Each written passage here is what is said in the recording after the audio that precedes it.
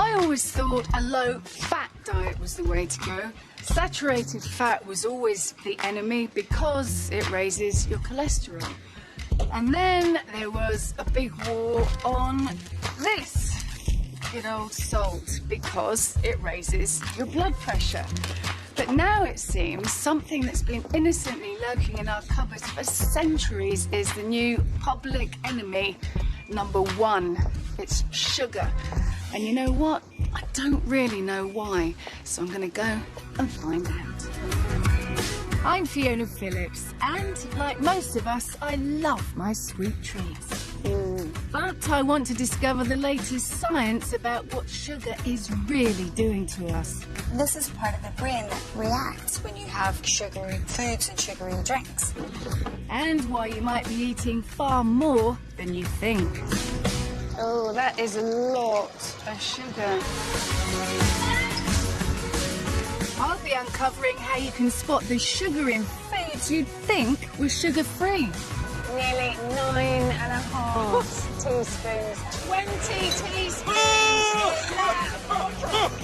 How clever cookery can get sweet results without adding sugar. Oh, it's really delicious. And revealing the sugars that even doctors say you can enjoy guilt-free. You do like oranges? I do, yes. I'm going to find out the surprising and very sticky truth about sugar. Wow!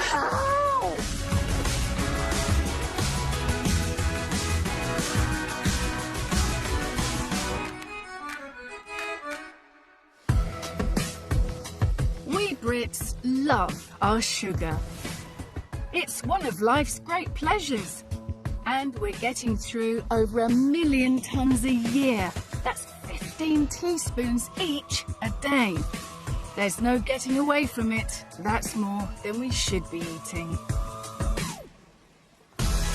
I'm meeting up with 4 rather brave volunteers in Newcastle. I'm going to start by showing them how much sugar each of them is getting through every week. Got a table each. See if you can pick your table out. You already have. Yeah. That's me. Sweet. That's terrible. They all suspect they might have too sweet a tooth and want to do something about it. So I'm asking them to cut back to just 6 teaspoons a day, a target the World Health Organization believes is the best to aim at. First up is Cara Patterson. Here's Cara's table. It is predominantly brown. Yes. Lots of chocolate. I even know that you eat chocolate for breakfast. I do, yeah. Chocolate and coffee. Cara Patterson splits her time between working at a school and being home looking after her 4-year-old son, Noah. Got an order. She worries that sugar is taking over her life. I'm definitely addicted to sugar. I crave it. The worst time that I want sugar is as soon as I wake up. Breakfast always contains something sweet, whether it's cakes, biscuits, chocolate. Cara, your average daily sugar intake was 28 teaspoons. 28 teaspoons a day. It's not good, is it? So Cara's eating nearly 5 times the 6 teaspoons a day target that I want her to aim for. This is going to mean some big changes for her. Ah, you may well look nervous, Rick. Rick Shabilla comes from a Sikh family with a history of type 2 diabetes. He worries that his love of sugary Indian sweets could land him in the same boat. They're so colourful and they look so innocent, but they are little assassins. You've got your Indian desserts, which we know are very high in sugars. Yeah, and these are normally accompanied with some ice cream. Which should be adding even more sugars. I think, Pauline, you should do the honours, or would you like to reveal your sugar consumption? No. You want Pauline to do it? modest. Okay. 29 teaspoons per In day. a day. A day. That's really terrifying, to be honest. Like Cara, Rick is also nearly 5 times over where I want him to be.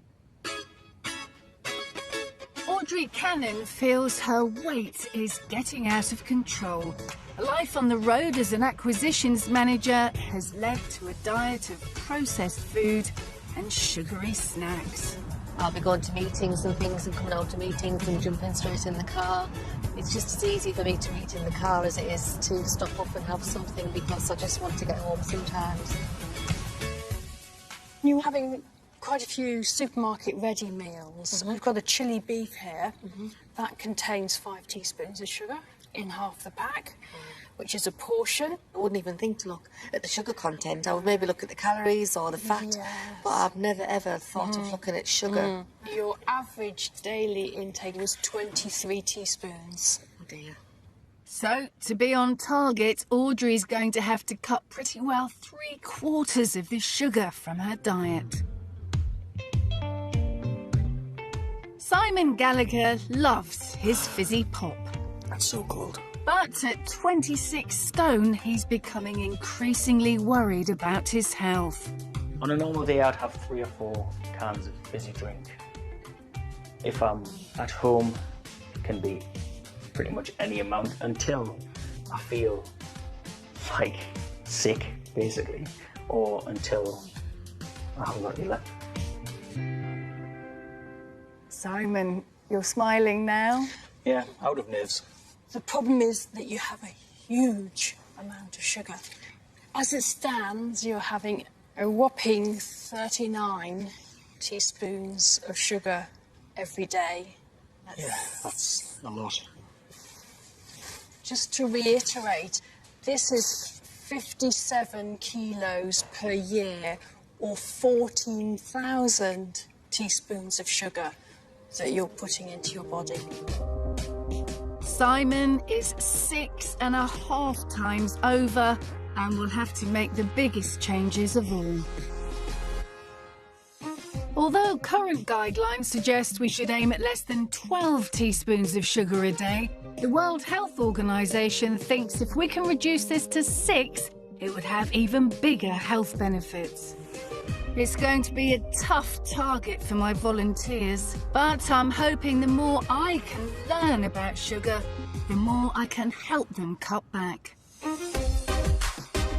The sugars we need to be looking out for are known as free sugars.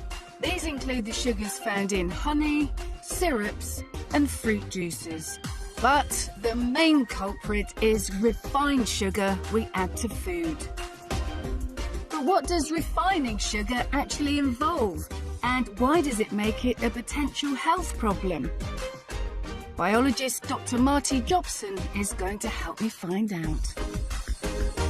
This is one piece of sugarcane. I've cut it in half. Beautiful looking thing. So it's a huge grass that grows down in the tropics, and this stuff is packed full of sugar. And the way we get it out, the first thing we have to do is we need to break it down a bit. So here, look, have a mallet. And what I want you to do is just sort of, we can anywhere you want. Start at that end, okay? That's it. Okay, I'll get a hand. I think you've enjoyed that far too much. I get I'll it. take that away. And all my calories off too. Now, what I'm going to do is I'm going to give you this bowl. You need to go around there and catch the juice as it comes out of the mango. Here we go. Easier said than done, Marty. There's some spluttering out. All sugars are natural and come from plants.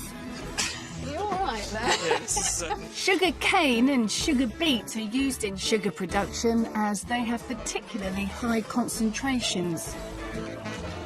All this refining is designed to make that concentration even higher.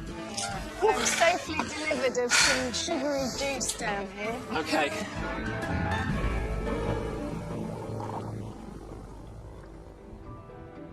Carbon dioxide is then used to remove impurities like wax, gum and fats, all with the aim of giving us pure, refined sugar.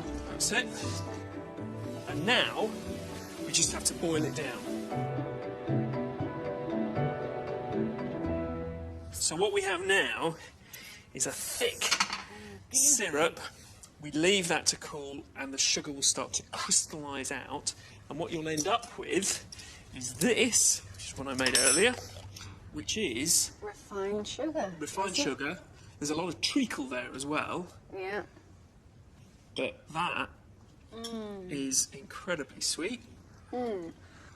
However, there's not that much of it, is there? Considering it came from all of this bulk here and all the effort it took to get it out. Yes, exactly. What we're going to throw away all of this roughage and fibre. So what you're left with here is essentially pure calories. So the refined sugar that we use at home has basically had all the fibre and roughage stripped away to become pure energy. And Marty wants to show me just how much energy there is in the 4 grams of sugar that make up a level teaspoon. I've taken a teaspoon, a level teaspoon, mind you, of icing sugar and put one in each of these tubes. We've got 2 teaspoons of sugar. You take those, put them on first.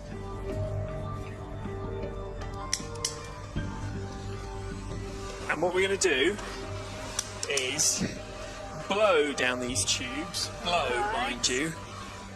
Okay, 3, 2, 1.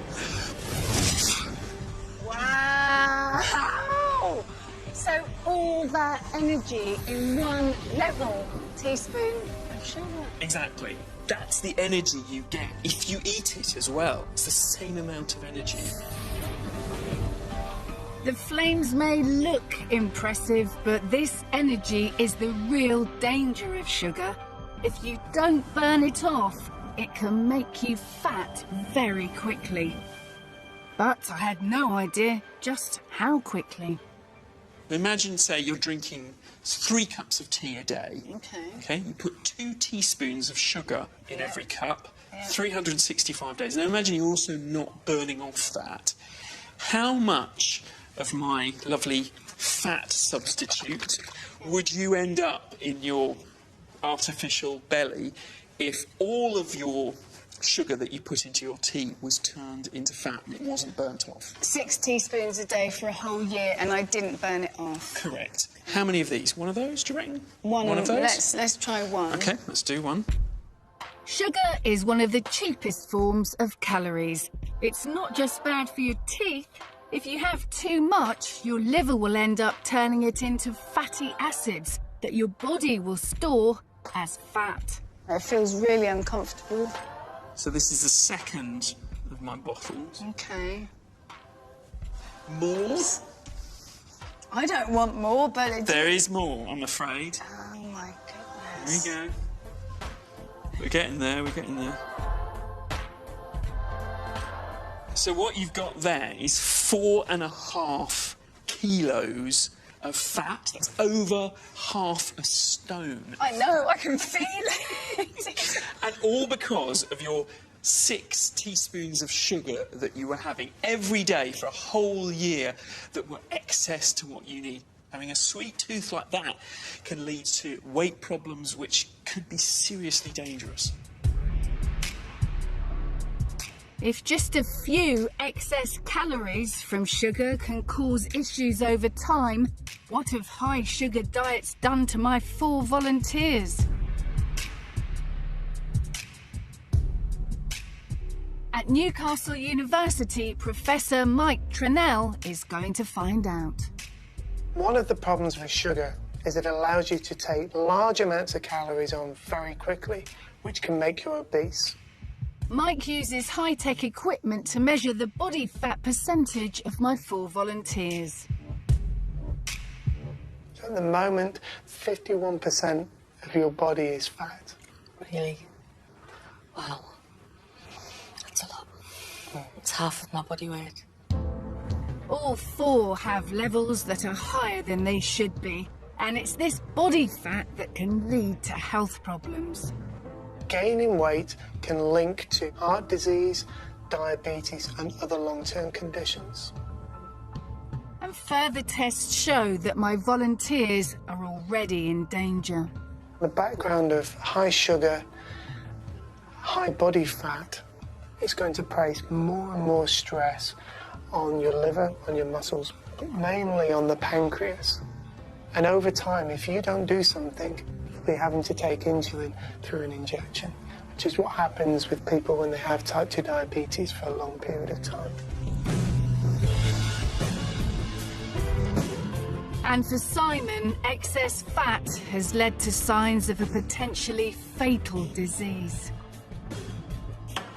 Now, when your liver has too much food inside of it, it starts to have this long silent scream, which is indicating to us that you have a condition called non-alcoholic fatty liver disease. And unless you do something, it's very likely that you're going to go on to develop type 2 diabetes. Then I'll do something. Sugar doesn't directly cause conditions like type 2 diabetes and liver disease, but because it's so energy-rich, along with other carbohydrates and fat, it is one of the things most likely to increase your body fat, and it's this fat that will do the damage. Time for my 4 volunteers to start cutting back. I'd like you to try and get down to 6 teaspoons of sugar a day, which for some of you, it's going to mean losing 80% of what you're consuming sugar-wise at the moment. It's a tough challenge. Do you think you can do it? Yes. That's very positive. Good. While they're finding out the reality of cutting back, I'm going to be looking at 3 of the main sources of refined sugar in their diets to see what they're up against.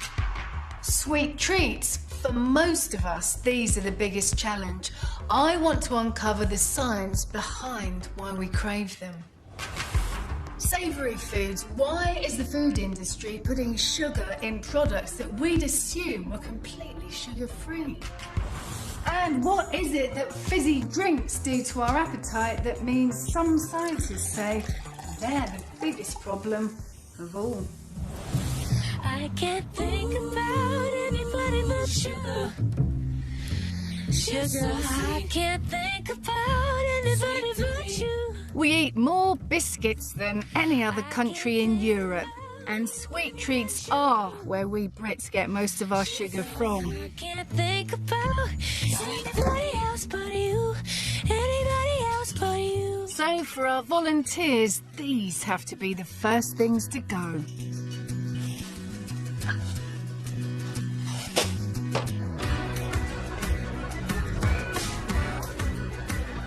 But how tough will that be? It's the Sikh equivalent of Christmas Day, and there's a big celebration in the local temple, a source of great temptation for Rick. This is Guru Nanak Dev Ji's Gurpurab, which is a celebration of the birth of our first Guru. This is our Christmas, if you will. So there's a lot of sugary sweets and treats to celebrate this event.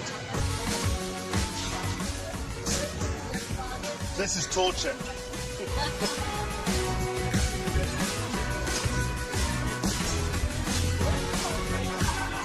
That's sugar written in pretty much pure sugar.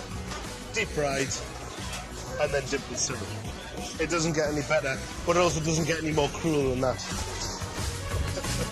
But Rick is being a good boy. So far, he hasn't put anything sweet on his tray. But does that change the celebration? Like Christmas Day without the pudding?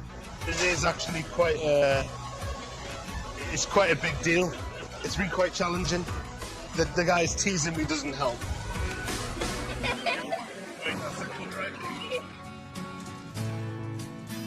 Meanwhile, Cara is really struggling.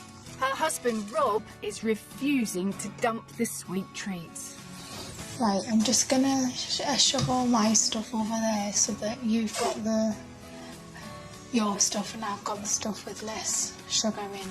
So they're arranging their cupboards into his and hers. For someone who craves sugar, This is asking for trouble. But Cara is determined to fight temptation. She really wants to kick her sweet habit for the sake of her son, Noah. He's the ultimate motivation because I want to be around for him as he gets older. I don't want to be a burden. I want to be able to do things with him. I don't want sugar to be haunting us in 20 years' time. But there's one thing that's holding Cara back. Cravings that she just can't beat. Did cave in last night, had one galaxy. No one knows. But why do some of us like Cara get really strong cravings for sugar? I'm taking her to Reading University to find out. Neuroscientists here have been studying what happens to the brain when you eat sugar. And to see what's going on in Cara's head, she's being put into an MRI scanner that monitors brain activity. Cara is given sugar in the form of a sweet drink, and changes in her brain are picked up by the scanner.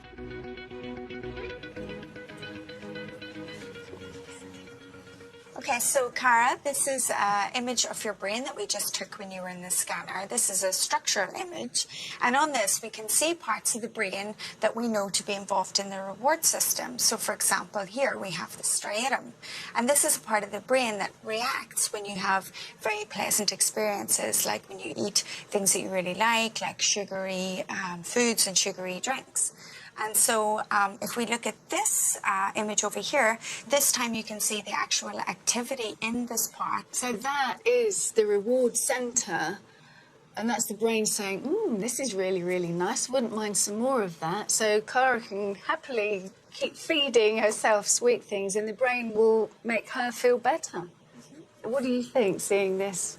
It's really interesting because often I crave like sweet things, but a lot of the time, no matter how much I eat of them, the craving's still there and I still want more. Yeah, we are hardwired and biologically driven to seek out energy-dense foods. So all of us have a primeval urge to seek high-energy foods, and our brains are telling us that. Yeah. Everybody likes sugary sweet things because it's a natural drive. What differentiates people who overconsume those foods from people who don't? We don't know what the biological differences are behind that yet. So are sweet things habit forming then? If you have more brain activity underlying this craving or this reward-seeking behaviour, then you're going to repeat it, and that makes sense. So that is like a habit, yeah. So, there you have it. That is why sugar is so hard to give up. We are hardwired to enjoy it, to seek it out. And that was okay in ancient times, I guess, when food shortages meant that high-energy, sugary foods were literally the difference between life and death. But things have changed now, and sweet, cheap, sugary foods are all around us. And that is not good for us, and frankly, our DNA really isn't helping. But if your brain is egging you on to have a sweet treat, are there any that are better than others? I am confused as to whether any of this stuff might be better for you than ordinary white sugar. Right, well, let's have a look. Here we go. You'll often hear that honey is good for you, that brown sugar is healthier than white, and that maple syrup is not part of the sugar debate. But what's the truth? So essentially, all of these are the same. They are all from natural sugars, from plants, refined in different ways. So it doesn't make any difference which one you use. It's all just sugar.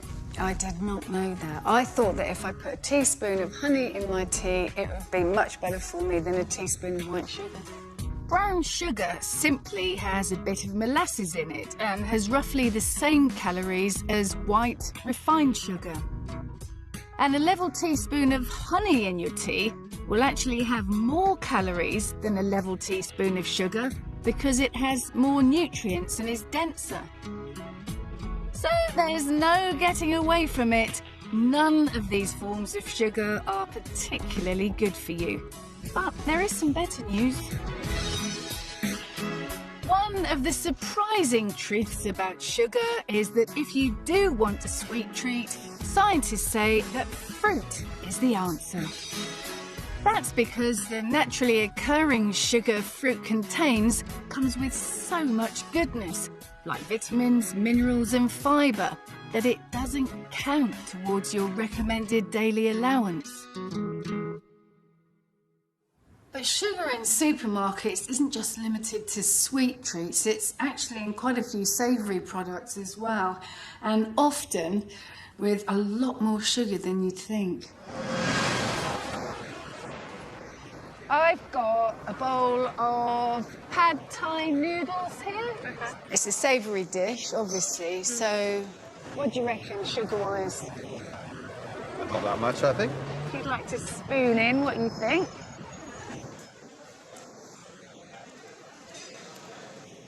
Two teaspoons of sugar in that dish. OK, you're a bit under there, because in fact there are... Oh, stop. Nearly 9.5 teaspoons of sugar. That's 9.5. Uh-huh. I'll eat those things, hey! That's probably more than a dessert. It's not just ready meals that can have added sugar. What about one of the healthier, apparently savoury breakfast cereals? So, bran flakes, dry, not very appetising. But how many teaspoons of sugar, if you would expect any at all to be in there? Okay.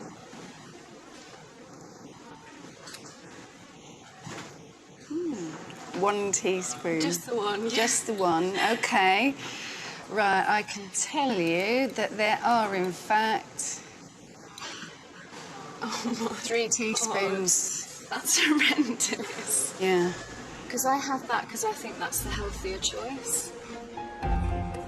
And it doesn't end there. This pack of sweet and sour chicken with rice contains 12.5 teaspoons of sugar. And there's over 6 teaspoons of sugar in this can of baked beans. Ideally, that would be your entire sugar intake for one day. I'm really surprised how much sugar is in some of our supposedly savoury foods. I want to know why manufacturers are adding it. So I'm visiting an international research facility in Surrey where scientists are employed by manufacturers to help them create the perfect products. So what have we got here, Alice? I presume it's soup. It's tomato soup, and we've got 2 different recipes of tomato soup here. One's got no sugar in it, and just a little bit of sugar in the other. So I'd like you to taste them, see what you think. OK, right, so we'll start with this one, I think.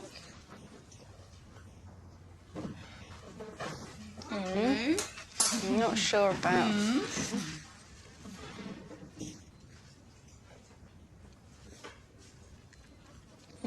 That one.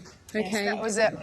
This Okay. was it. Okay. Well, that one's got a little bit of sugar in it, which I think is interesting because just a tiny amount can change the taste profile and actually make it taste a bit better sometimes. It actually tastes delicious, and it brings out the taste of the tomatoes to me. That's good. That's good. It's tomato soup. But is that a good thing? Isn't that then what the manufacturers are doing?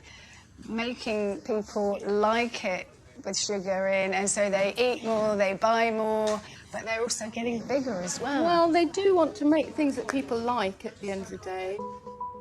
In fairness to the manufacturers, many are already making attempts to reduce the amount of sugar in their products, and it certainly isn't just the case of the more sugar you put in, the more you'll sell. Scientists here are experts at finding the precise degree of sugariness which will appeal to customers. the so-called bliss point. Today we've got 9 testers who are here behind us. All sitting behind these all little sitting hatches. behind these little screens. And we have 5 different recipes of tomato soup, going from those that have very little sugar in them to a little bit more, and then a little bit more, and actually to a stage where some consumers might find it too sweet. And the purpose of this exercise is to find that recipe that the majority of them will like. So what other products would you test in terms of its sweetness or added sugar? Oh, a huge range of products. I mean, everything from yogurts or cheese or milk to ready meals or drinks or confectionery. So, Alice, our tasters have emerged from their hatches, they've tasted their soups. What happens next? Okay, so we're here in our viewing facility. We can see them, but they can't see us. So this is a one-way mirror. Okay, so we can listen in on the sort of things that they're saying about our tomato soups. And in a moment, they'll vote on which one they think has got just the right level of sweetness in it. So let's start off with sample 341, please. Can you raise your hand if you prefer that sample? Oh, that's interesting. Look, nobody's voted for the one with no sugar. And 646, please.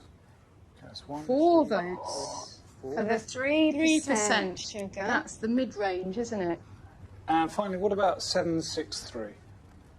Okay, so that's 2. And 2 votes for the 6% sugar. So the 3% is the winner. That's the one they prefer. And that sort of information for the manufacturer of a savoury food is priceless, really. Absolutely, yes. Well, I have to say, I'm really surprised that there's so much science behind the exact amount of sugar that's being put into our foods. Of course, ultimately, it's done to make the food taste nicer, so we buy it, and it's good for business.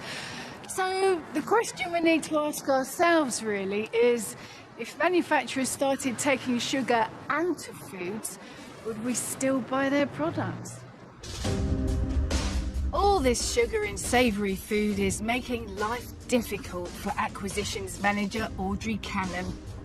With such a busy lifestyle, she's come to depend on fast food and ready meals. But with a history of heart disease in the family, she's determined to kick the habit. I just got in from work, and normally I would cook some processed food, such as these barbecue wedges. And as you can see, they've got a lot of barbecue sauce. But when I checked on the label, they had 3 spoonfuls of sugar in, and I was astounded. I didn't realise. So I'm going to make my own. Trying to get her sugar consumption down means Audrey is completely rethinking her food choices. It's been a big wake-up call to see how much sugar's in what I feel are healthy foods. But it's made the weekly shop a real headache. I haven't really found it difficult in what I've been eating. The difficulty's been in what to buy and looking at the sugar content as I've been going around the supermarket. That's been the biggest challenge.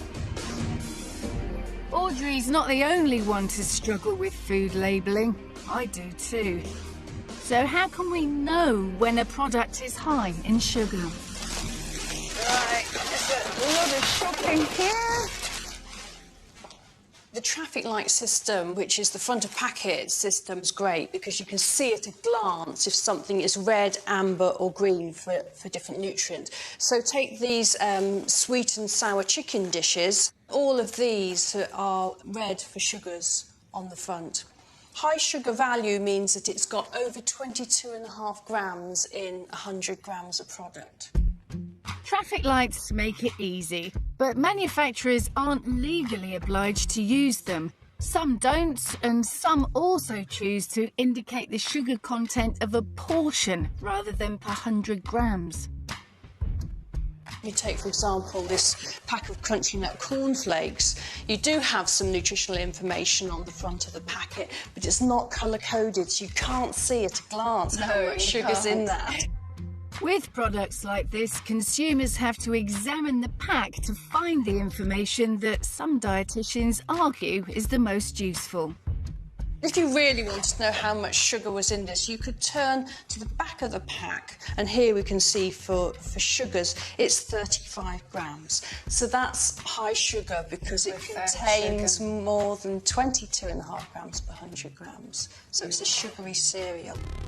This type of supermarket homework is particularly revealing with savoury products that you might have thought were sugar-free. You'll see how much sugar it contains, 22.8 grams per 100 grams. So it's a high sugar product. Something that you have on your chips, so which you wouldn't associate with sugar. Yeah, something that you think was savoury. Yes. With some products labelled per 100 grams and some per portion, and not everyone using the traffic light system, I want to know why food manufacturers aren't making sugar content much easier for us. So I'm off to see the Food and Drink Federation, which represents the industry. Do you think that if all food producers were made to adhere to the traffic light system, it might help? Because that, to me, is clearer than all the other systems that exist. Well, I think that there isn't a single solution for a problem such as obesity that is so complex. But the traffic light system would help, wouldn't it? Because if you see a red next to the sugar content, that would make me put it down. The information that is available on pack, whether it's through the reference intakes values, whether it's through the traffic light system, is clear and is accurate. Do you not think it would be a whole lot clearer if the packets showed how many teaspoons of sugar? Then everyone would understand that. The reason for the amount of sugars to be labelled per 100 grams or per portion in grams is, again, in the Food Information to Consumers Regulation, where all nutrients are treated the same. And a gram is a very well-recognised unit. When, if you talk about teaspoons or tablespoons, what do you think, 4, 5, 6 grams?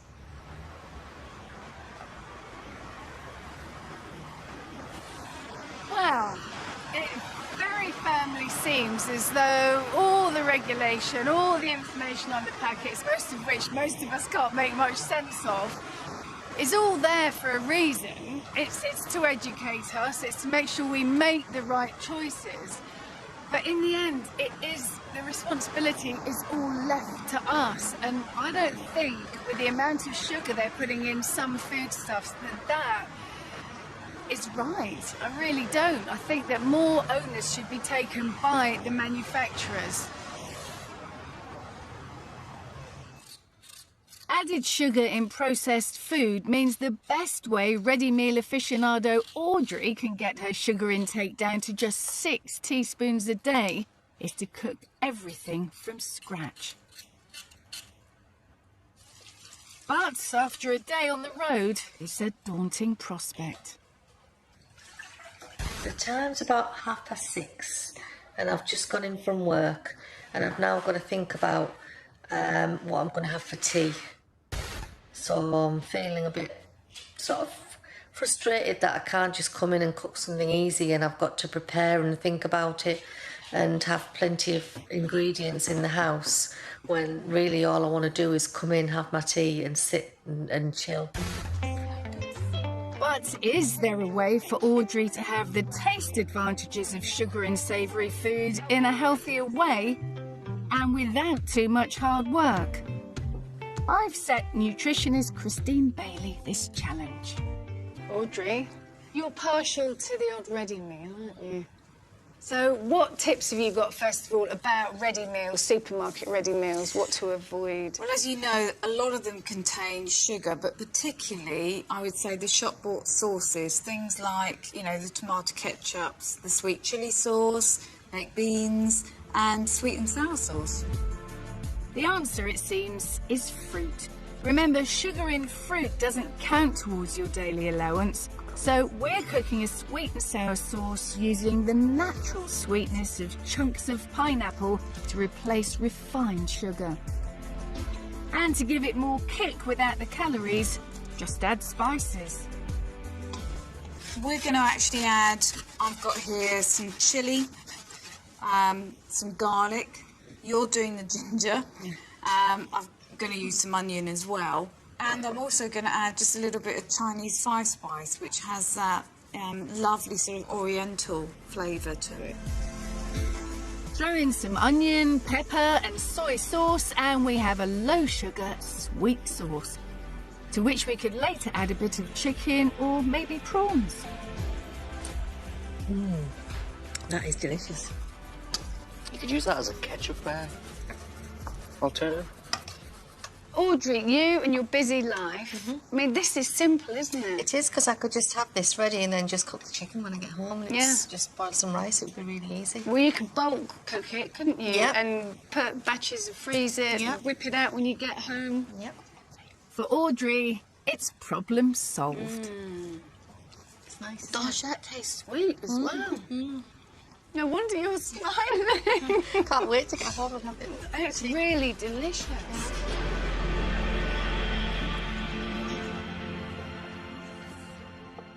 There's another source of sugar, though, that many of us enjoy. It's this, fizzy drinks. Is drinking sugar the same as eating it? Well, according to some scientists, the answer is no. Drinks can have a shocking amount of sugar in them, and they're one of the quickest and easiest ways to see your sugar consumption soar. I've got a bottle of ginger beer here for you. And it is your favourite, is it? I want you to put the number of teaspoons you think are in this bottle of ginger beer into that little pot, please.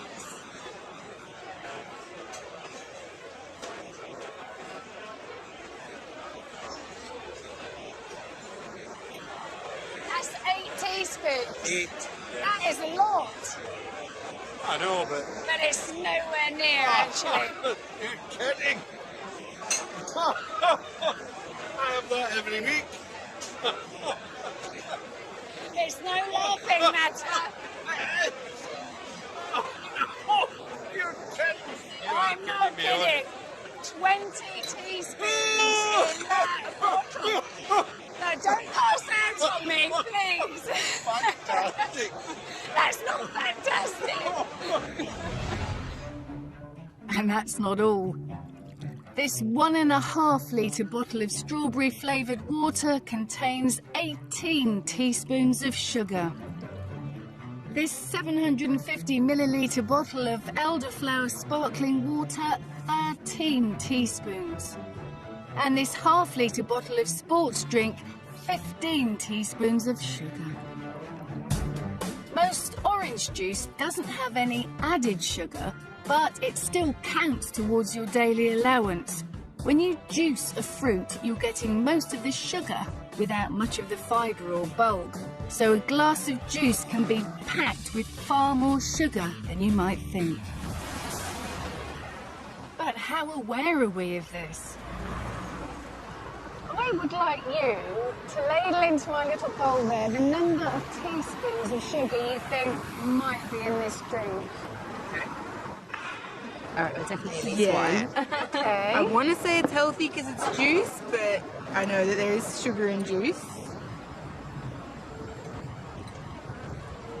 2 teaspoons of sugar.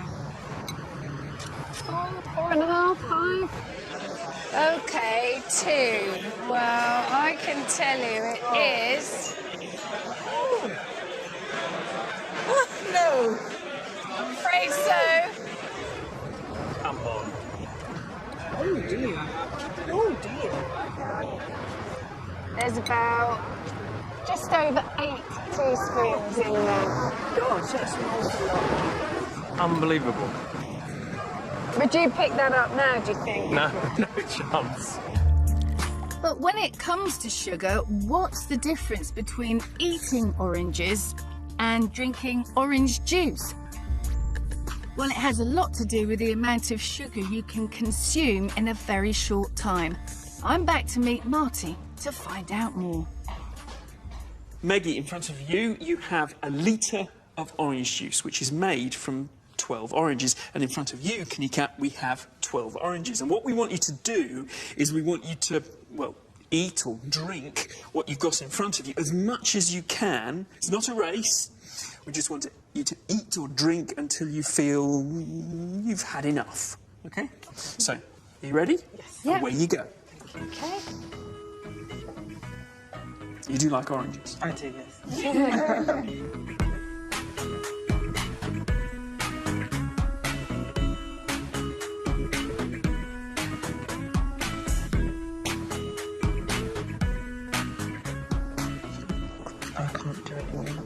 That's it. You're done. That's it, you're full. Yeah. And Maggie's still going. Maggie's still going? So, Maggie, you've drunk, what, 3/4 of a litre Yeah. of orange juice? And Kanika, you've had... 1.5. 1.5 oranges. So what does that mean? for What does both that girls? mean? What does that Yeah. actually mean? Right. Yeah. Well, Maggie, you have just drunk approximately 18 teaspoons of sugar. Wow, okay. Okay. Whereas you have had maybe 3.5, something like that, teaspoons of sugar in that. And that's the thing. The reason you've managed to eat less is because the orange is full of fibre as well. It's chock full of fibre. That's got two things it does. First of all, it keeps you satisfied. It fills you up much more than the orange juice does. The thing is, you can't eat as much sort of oranges as you can orange juice. I mean, you couldn't eat 9 oranges or 12 oranges, could you? Not in a day. No. And the second thing it does is it actually makes the sugar that you have eaten release very slowly into your blood. Okay, so there are benefits, despite the fact that fruit has got sugar in, there are benefits for eating fruit. Definitely. Fruit, it's full of fibre, vitamins, it's great for you. Fruit juice, on the other hand, you just, you know, in moderation, it's good for you, but just be aware of the sugar that's in it. So, without realising it, not only has Maggie managed to drink 5 times the sugar that Kanika has eaten, it'll get into her bloodstream super fast, causing a sugar rush.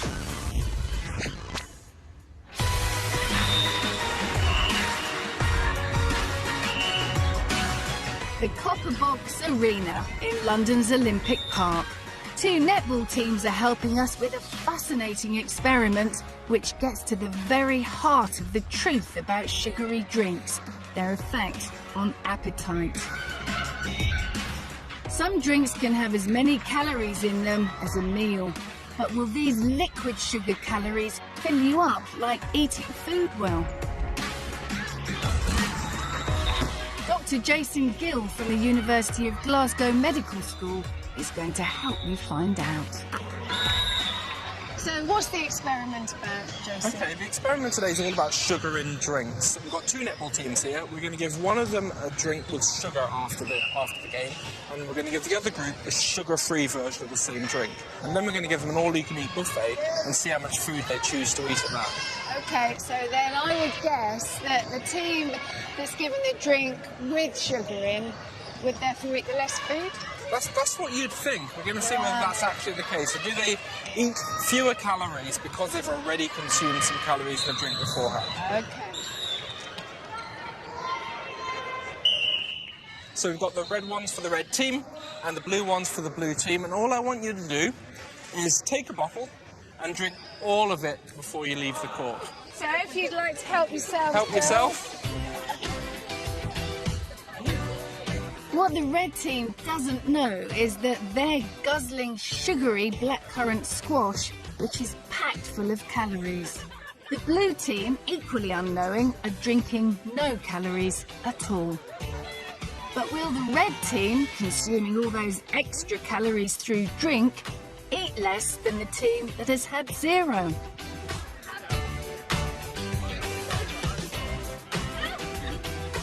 When the girls have had their fill, they're asked to leave the room. And while they're out, we carefully weigh everything left on the table to calculate the amount of calories each team has consumed. They're in for a shock. We gave you these 2 drinks beforehand, but you didn't know that this drink had sugar in it, And that was a sugar-free version of the same drink. And then we had you at this buffet, and we weighed out all the food beforehand. We weighed out what you had at the end, and we calculated how many calories you consumed.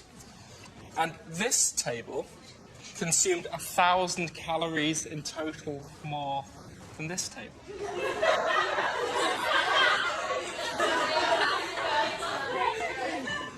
And that's entirely because of the sugar content in the drink. That's the difference. Yeah, the difference is the sugar in the drink. So what happens is when you drink the sugar in the drink, you consume the calories very easily, but your body doesn't really sense them very well, so they don't make you feel full. So when you go to eat, you don't eat any less food because the calories don't make you feel full from the drink you had beforehand. So what does that mean in terms of obesity? Well, we know that sugar-sweetened drinks are a big determinant of obesity. The fact that you're drinking lots of these drinks is one of the big things that's responsible for the fact that we're all getting fatter, particularly children. People who have lots of sugar in their diets do tend to put on weight. And that's partly because the calories in sugary things, especially sugary drinks, aren't the best for making you feel full. So you're more likely to carry on eating and therefore take on more calories.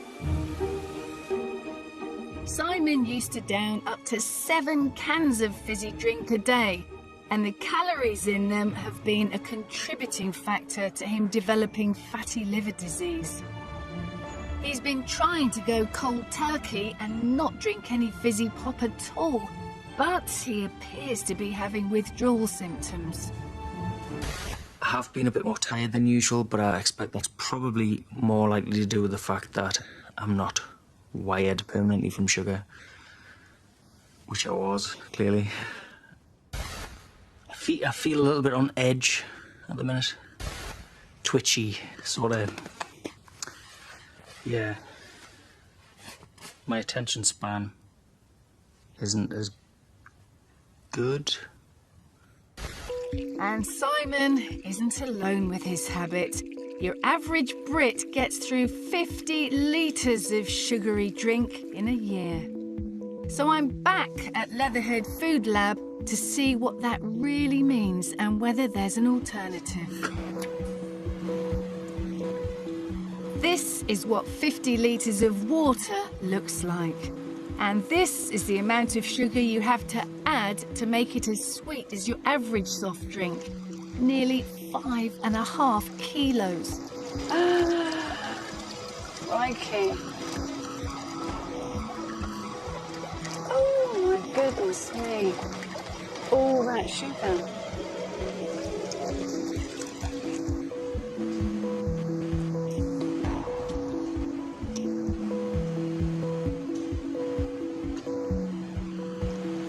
Yeah, that's sweet, very sweet. Yeah.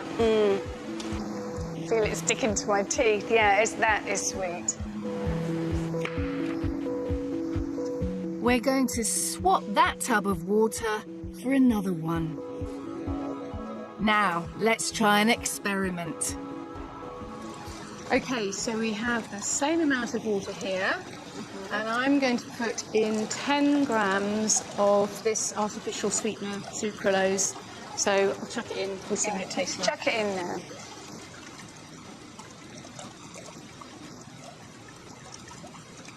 Okay. All of it's in. That's mixing up.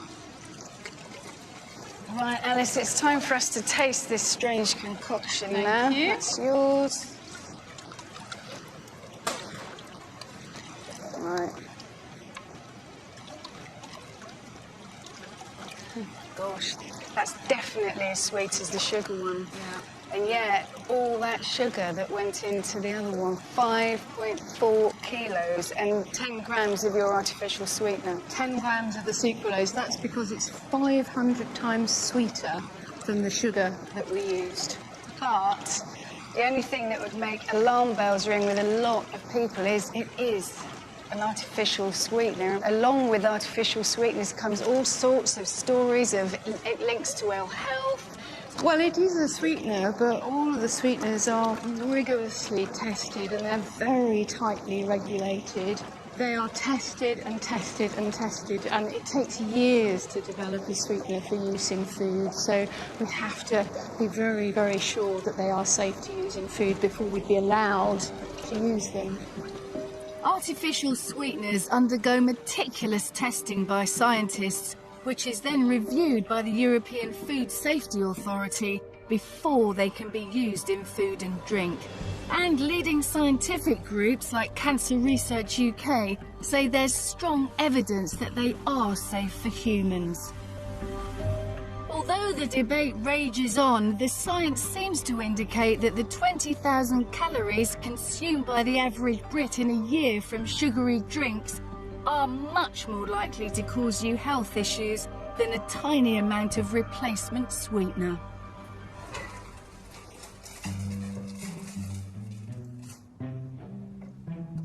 Our 4 volunteers are reaching the end of their low-sugar diet, and they're coming up with their own solutions. Former fizzy drink junkie Simon has been trying out fruit teas and flavouring water with large chunks of fruit. Eventually, through trial and error, he's made the breakthrough. Lemon, mint. It is really, really refreshing. It tastes like a sensation compared to normal water. Just by cutting out the fizzy drinks, Simon has dramatically reduced his sugar intake, and he thinks he can feel the benefits already. When your pants are falling down in public, that's a good sign that you've lost weight, and that has happened. Audrey has become the home cooking queen, preparing everything she eats from scratch and using the internet to track down more sugar-free fast food like do-it-yourself hummus. Basically, you just open a can of chickpeas, add a few things to it and put it in a blender. Totally homemade hummus. And it's absolutely delicious. What do you think? No sugar? Rick is doing well. He has completely stopped eating sugary treats during the day, but is consoling himself with a bit more nighttime cheer, relaxing down the pub over a couple of pints and hoping he'll still make the grade. And self-confessed sugar addict Cara, she's cut out the biscuits, the cake and sweets through sheer willpower. There is going to be things that come up like Noah's birthday where I'm going to have cake and I'm going to have sweet stuff, but I can deal with those days now, whereas before that would have been every day rather than just one day. After 6 weeks, our low-sugar experiment is over, and my volunteers are back at Newcastle University for the same series of tests they had at the start. Rick has gone from eating 29 teaspoons of sugar a day to 7, narrowly missing out on his 6-a-day target, but still well within current guidelines. Okay, so you can step on the scale for me. Cara, however, is down from 28 teaspoons a day to just 3.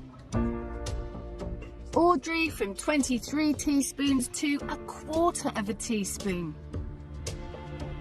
And Simon has gone from a massive 39 teaspoons of sugar a day to just 1/4 of a teaspoon. All 4 were at risk of heart disease and type 2 diabetes. So, what has their new low-sugar regime done to their health? Cara and Audrey's results are very similar. The headline of it all is that you've lost just over 6 kilos in weight, or just over a stone. Right. So you've lost about 5 kilos, which is nearly a stone. So well done. Thank you.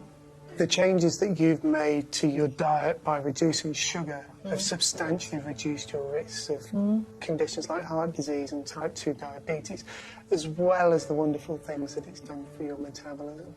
When you first came through, we were looking quite a lot at how your body was processing the sugar. Yeah.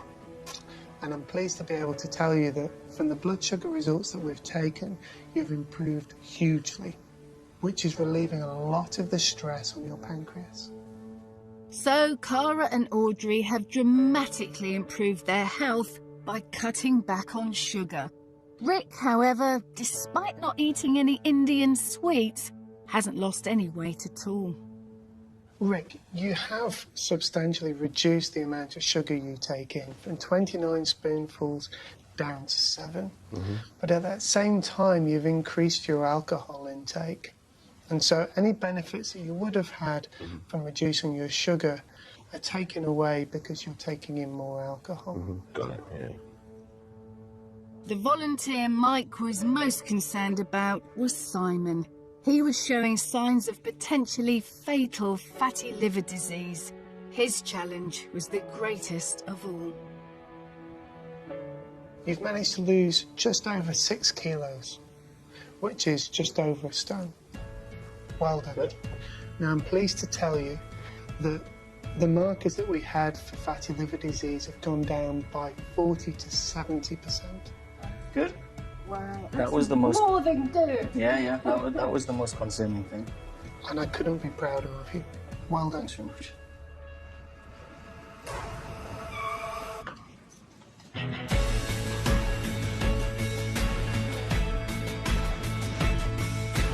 It's been a huge challenge. But for all 4 of our volunteers, it's just the start of a whole new lifestyle. I'm really proud of myself and I'm definitely going to continue with it.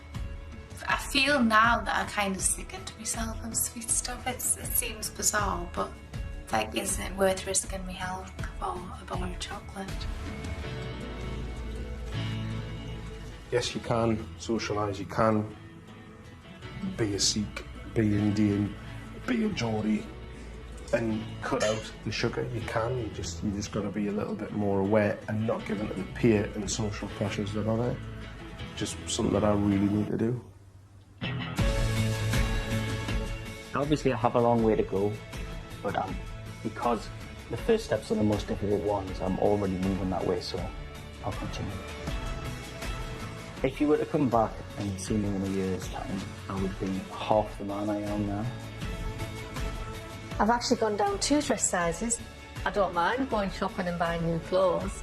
I absolutely have no problem putting in the charity bag because I'm never going to wear them again because I'm never going to be like that again.